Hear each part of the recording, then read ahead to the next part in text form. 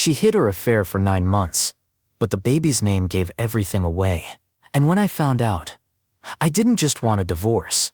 I wanted to burn their entire world to the ground. This isn't a story about heartbreak. It's a story about what happens when a good man is pushed too far. My life, before it all fell apart, was simple, and it was perfect. I had a decent job as a financial analyst, a small house with a yard I was proud of, and I had Sarah, my Sarah. We met in college, and from the first moment I saw her laughing with her friends across the campus lawn, I knew she was the one. Her smile could light up a room, and her energy was infectious. For 10 years, she was my everything. My best friend, my partner, my reason for waking up in the morning. I thought we were happy. I really did. We had our routines: pizza on Fridays, lazy Sunday mornings in bed, long walks in the park with our dog, Buster. We talked about everything, or so I thought. We talked about our dreams, about growing old together on a porch somewhere, watching the sunset. And most of all, we talked about having a family. So when she came to me one evening, her hands trembling as she held up a positive pregnancy test, my world didn't just light up. It exploded into a supernova of pure joy. I lifted her up, spinning her around the living room as Buster barked excitedly at our feet. Tears streamed down my face. I was going to be a father. Our dream, our biggest dream, was finally coming true.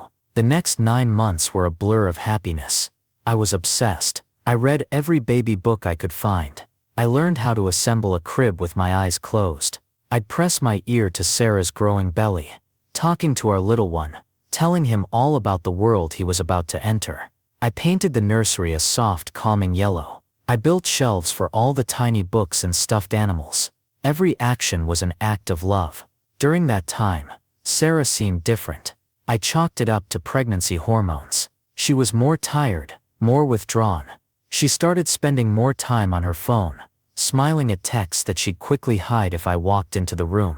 She had a few more late nights at the office, and a couple of last-minute work trips that she said were mandatory. I never questioned it. Why would I? She was carrying my child. My trust in her was absolute, as solid as the foundation of the house I was so proud of. I'd rub her feet, run her warm baths, and tell her not to worry about a thing. I would handle everything. All she needed to do was focus on our baby. The day our son was born was the best day of my life. Holding him for the first time, this tiny perfect human being, I felt a love so profound it physically hurt. He had a full head of dark hair, and when he gripped my finger with his tiny hand, I broke down and cried. I looked over at Sarah, exhausted but glowing, and my heart swelled. We were a family. We had made it. A few days later we were home, trying to find our footing in this new life. We were talking about names. We'd had a list, but nothing felt quite right now that he was here. I was partial to classic names, like James, after my grandfather. Sarah was sitting in the rocking chair, nursing our son. She looked up at me, her expression strangely serious. "I have a name," she said, her voice quiet but firm. "I've been thinking about it a lot. I want to name him Aiden." Aiden. It was a nice name. Strong. I smiled. "Aiden. I like it. Where did you get that one from?" She shrugged, not meeting my eyes. "I don't know. I've always loved it. It feels right, for him." Her insistence was a little odd. She was usually so collaborative, but on this she wouldn't budge. Every other name I suggested was met with a polite but firm no. It had to be Aiden. In the end I agreed. What did it matter? He was our son. Her happiness was my happiness. So we filled out the birth certificate. Aiden. Our beautiful boy Aiden. For the first few weeks, I was in a bubble of blissful ignorance. The sleepless nights, the endless diaper changes, none of it mattered. All I saw was my son. My son. But a tiny nagging thought had planted itself in the back of my mind. A name she'd just always loved. It felt rehearsed. The first crack appeared about a month later. Sarah was asleep, and the baby was finally down. Her phone, which was usually glued to her hand, was on the nightstand. It buzzed. I glanced over, not meaning to pry, but the preview on the screen caught my eye. It was from a name I didn't recognize. The message said, "Thinking of you and little A, miss you." Little A. A cold knot formed in my stomach. It was probably nothing. A friend from work. For Aiden. Of course, but the feeling, it was wrong. I tried to shake it off, telling myself I was just a tired, paranoid new dad. But the seed of doubt had been planted, and once it's there, it starts to grow. I started noticing things I'd been blind to before. The way she guarded her phone, like it was a state secret. The whispered phone calls she'd take in the laundry room, closing the door behind her. The unexplained credit card charges. A dinner for two at an expensive restaurant downtown. On a night she told me she was working late. A charge from a florist for a bouquet I never received. My trust, once an unshakable mountain, was starting to crumble into dust. I felt sick. I felt guilty. I was spying on my own wife, the mother of my child. But I had to know, was I going crazy, or was my perfect life a perfect lie? My job as a financial analyst made me meticulous. I'm good with numbers, with patterns. I find anomalies. So I started digging. I didn't want to believe it. With every search, I was praying I would find a reasonable explanation. A surprise party she was planning, a gift for me, anything. I started with the shared credit card statements. I went back 9, 10 months. There they were. The work trips, charges for two at hotels, room service bills that were far too expensive for one person, and one charge in particular stood out. A recurring monthly payment to a high-end gym on the other side of town, a place she'd never mentioned. My heart was pounding in my chest. I felt like a trespasser in my own life. With trembling hands, I logged into our phone account. I could see the call logs, the text records. I didn't need to see the content of the texts, just the numbers. There was one number, a number that appeared constantly. Hundreds of texts a day, phone calls late at night, sometimes lasting for hours. During the time she was supposedly asleep next to me, or working late. I googled the number. It was linked to a social media profile, a man's profile. He was handsome, I guess, in that generic, Jim in a tan sort of way. His name was Aiden. Aiden. The air left my lungs. The room started to spin. I grabbed the edge of my desk to steady myself. It couldn't be. It was a coincidence. It had to be a coincidence. But it wasn't. I scrolled through his pictures. There he was, standing in front of the same hotel she'd stayed at for her work conference. There he was, holding a coffee cup from the cafe next to the gym she'd secretly joined. And there in the background of one of his photos, so blurry you could almost miss it, was Sarah's car. Everything clicked into place. The late nights, the secret phone calls, her distance, the name. Oh God, the name. She hadn't just had an affair. She had named our son, their son, after her lover. The sheer audacity, the absolute, soul-crushing disrespect. It wasn't just a betrayal. It was a monument to it. She had brought a living, breathing trophy of her infidelity into our home, into my arms, and given him my last name. I stumbled into the bathroom, and threw up. I leaned against the cold tile, the world tilting on its axis. Every memory of the past year was now tainted. Her morning sickness, which I'd soothed with crackers and tea. Her joy at the baby shower. The moment I held our son for the first time. It was all a lie, a carefully constructed performance. And I was the fool in the front row, applauding her every move. The love I felt for her, that all-consuming 10-year love, curdled in my gut. It turned into something cold, hard, and heavy. It turned into hate, a pure undiluted rage, that was so intense it felt calm. I didn't scream,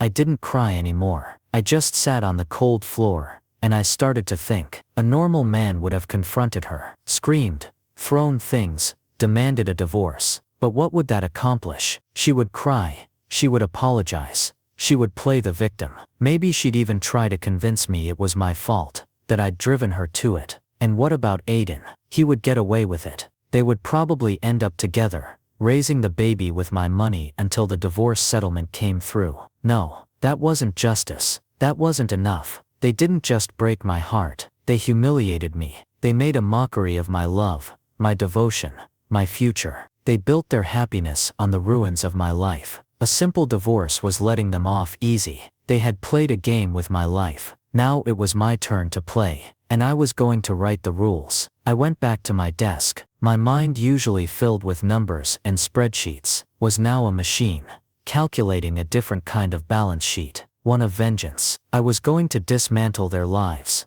piece by piece, just like they had dismantled mine. And I was going to do it so carefully, so precisely, that they would never see it coming. The first step was to play my part. The loving husband, the doting father. It was the hardest thing I've ever had to do. I'd come home from work, kiss her on the cheek, and ask about her day, all while the bile rose in my throat. I'd hold the baby, looking into his innocent eyes, and have to fight back the image of the man he was named after. The baby wasn't to blame. He was an innocent victim in all of this. My anger wasn't for him, it was for them. And every smile I faked, every loving word I forced out, was fuel for the fire that was now burning inside me. I needed more than just circumstantial evidence. I needed irrefutable proof, the kind of proof that leaves no room for lies or excuses. I used a small portion of my savings and bought the best listening devices and tracking software I could find online. I felt disgusting doing it, planting a bug in our own living room, installing a keylogger on the family computer. But every pang of guilt was erased when I started to hear what they were saying. I listened to them talk for hours. They were brazen. They cooed and laughed. He called her his goddess. She called him her soulmate. They talked about me. They pitied me. They called me predictable, boring, sweet but clueless. They laughed about how I was working so hard to provide for a family that wasn't even mine. They were planning their future. Once the baby was a little older, Sarah would file for divorce, claim I was emotionally distant, and fight for the house, the car, and maximum child support. Aiden was apparently quite wealthy, but they had a plan to fleece me for everything I had first. It was their safety net. Hearing them mock me, hearing them plot my financial ruin, while I was in the next room rocking their child to sleep, it solidified my resolve. The last vestiges of the man I used to be died in those moments. The kind forgiving husband was gone. In his place was a strategist, a ghost who was about to haunt them in ways they couldn't possibly imagine. Through their conversations, I learned everything. I learned about Aiden's life. He wasn't just some single guy. Oh no, the story got better. Aiden was married. He had a wife named Chloe. He had been with her for 15 years. He had painted a picture to Sarah that his marriage was over, that they were just roommates. But from what I could gather, his wife had no idea. She was from a wealthy family, and it was her family's money that had funded Aiden's new, very ambitious tech startup. This was his weak point. His entire career, his entire fortune, was built on a foundation of his wife's trust, a foundation I was about to shatter. I now had two objectives. First, financial ruin. Second, total social annihilation. And I had the perfect date in mind for it all to happen. Our son's first birthday. It was poetic. A day that was supposed to celebrate the start of his life would mark the end of theirs. For the next 10 months, I lived a double life. By day, I was the loving husband and father. By night,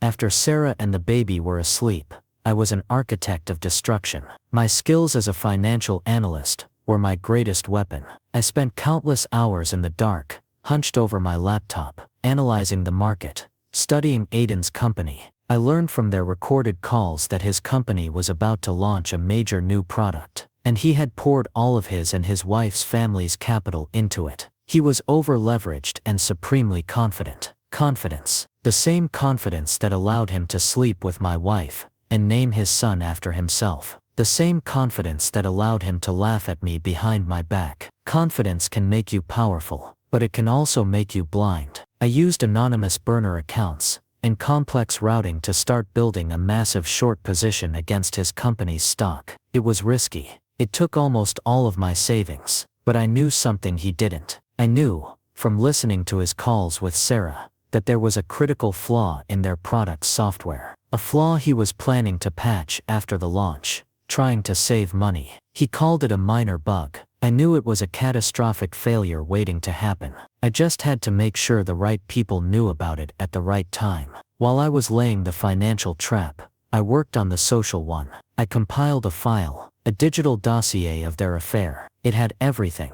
Transcripts of their most damning conversations. Timestamps from the tracker on Sarah's car, showing her at cheap motels when she was supposed to be at yoga. Copies of the hotel receipts, and the keylogger had captured their emails to each other. Graphic, detailed emails that left nothing to the imagination. The final piece of the puzzle was Aiden's wife, Chloe. I couldn't just drop this bomb on her. That would be cruel, and I needed her to be my ally, not another victim paralyzed by shock. I hired a private investigator for one day. Just one. I gave him the time and location of one of Aiden and Sarah's regular meetings at a discreet hotel bar. The PI got me crystal clear photos of them kissing, holding hands, looking every bit the couple. I found Chloe's contact information. I sent her an anonymous email with a single photo attached, the one of them kissing. The subject line was simple: "You deserve to know." I included a link to a secure password-protected folder. The password was the name of the hotel where the photo was taken.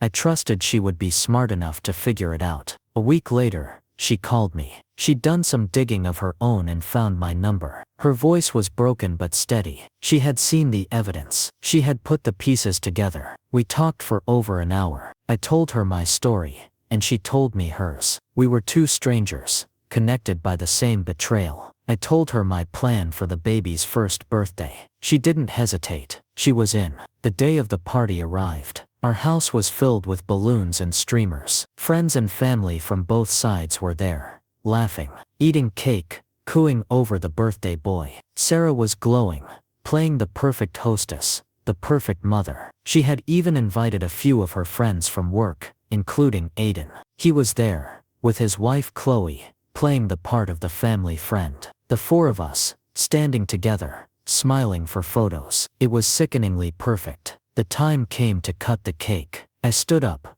tapping a glass for attention. I had a microphone in my hand. Sarah beamed at me, expecting a heartfelt speech about our wonderful year. "Hello everyone," I started, my voice steady. "Thank you all for coming to celebrate Aiden's first birthday. It's hard to believe a year has gone by. This year has been truly educational." I looked right at Sarah. Her smile faltered, just for a second. "I've learned so much," I continued, letting my eyes drift over to Aiden, who was standing beside Chloe, looking smug. "I learned what it means to build a family. I learned about trust, and I learned about the truth. The truth has a funny way of coming out, doesn't it?" The mood in the room shifted. The air grew thick. People were looking at each other, confused. "They say a picture is worth 1,000 words," I said, my voice dropping. "But sometimes, a name is worth even more." I paused, letting the silence hang in the air. "For example, the name." Aiden's face went pale. Sarah looked like she'd seen a ghost. I always wondered why Sarah was so insistent on that name. I said, my voice now laced with ice. "I thought it was just a name she liked. But it turns out, it's a name she loves. Because she loves the man it belongs to." Gasps rippled through the room, and then the plan went into motion. It happened all at once, a perfect storm of chaos I had spent months orchestrating. At that exact moment, every single guest at the party, including Sarah's parents, and all of her friends, received an email. The subject line: "The truth about Sarah and Aiden." The email contained a link to the password-protected folder with everything. The transcripts, the photos, the receipts. Simultaneously, Chloe, playing her part perfectly, turned to her husband. Her voice wasn't a scream. It was a cold, sharp whisper that cut through the silence. "Is it true, Aiden? Did you name your son with your mistress after yourself?" Aiden opened his mouth, but no words came out. His phone started buzzing. Then another phone buzzed, and another. A guest near the front looked at his phone and his eyes went wide. "Oh my God," he said aloud. "Aiden, your company's stock, it's crashing." I had timed it perfectly. My anonymous tip to a well-known financial blogger about the catastrophic flaw in Aiden's new product had just been published. The market was reacting. His company, the one built on his wife's family's money, was imploding in real time. He was watching his entire fortune evaporate on a smartphone screen. He looked from his phone to his wife, then to Sarah, then to me. His face was a mask of pure, unadulterated panic. Sarah was just standing there, frozen, as her mother read the emails on her phone, her face contorting in horror and disgust. Friends were backing away from her, their faces a mixture of pity and contempt. I looked at the beautiful life they had tried to build for themselves, and I watched it burn. I had taken a match to the foundation, and the entire structure was collapsing in on them. I didn't stay to watch the rest. I just put the microphone down on the table, next to the untouched birthday cake. I walked through the stunned crowd, who parted from me like the Red Sea. I didn't look at Sarah. I didn't look at Aiden. I didn't look at the baby. I just walked out the front door of the house that was no longer my home. My car was already packed. My bags had been in the trunk for a week. A block away, I pulled over and sent one last text message. It was to Sarah. It was a screenshot of the confirmation from the lab, a paternity test. It officially confirmed what we all now knew. I was not the father. Then I blocked her number. I blocked all their numbers. I turned my phone off and just drove. There was no feeling of triumph, no fist-pumping victory. I just felt empty. The rage that had fueled me for almost a year was gone, and in its place was a vast, quiet sadness. The revenge hadn't healed me. It hadn't erased the betrayal, but it had given me closure. It had allowed me to take back the narrative of my own life. They didn't leave me. I left them. I burned the bridge, salted the earth, and walked away. It's been a few years since that day. I moved across the country, started a new job, and slowly, very slowly, began to rebuild. I heard through the grapevine what happened. Chloe divorced Aiden, taking what little was left of his family's money. He was ruined, professionally and personally. Sarah's family was deeply ashamed. She ended up moving in with her parents, a single mother to a child, whose name was a constant reminder of her failure. I don't know if she and Aiden ever tried to make it work. I don't care. Sometimes, late at night, I think about the boy, the innocent child, caught in the wreckage. He'll grow up, and one day, he'll learn the story of his name. I feel a pang of sadness for him. He deserved better. But I've learned that you can't control other people's actions. You can only control your own. I chose to survive. I chose to fight back in the only way I knew how. I took the pain they gave me, and I turned it into a weapon. Not to hurt them, but to free myself. And now, for the first time in a long time, I am free. The silence in my new apartment isn't lonely anymore. It's peaceful. It's the sound of a new beginning. Thank you for listening to my story. It's amazing how one small detail can unravel a lifetime of lies. If you were moved by this story, or have ever felt the sting of betrayal, please hit the like button. Let me know your thoughts in the comments below. What would you have done in my situation? Don't forget to subscribe to the channel and hit the notification bell so you don't miss another story. And if you know someone who needs to hear this, please share the video. Thank you for being here.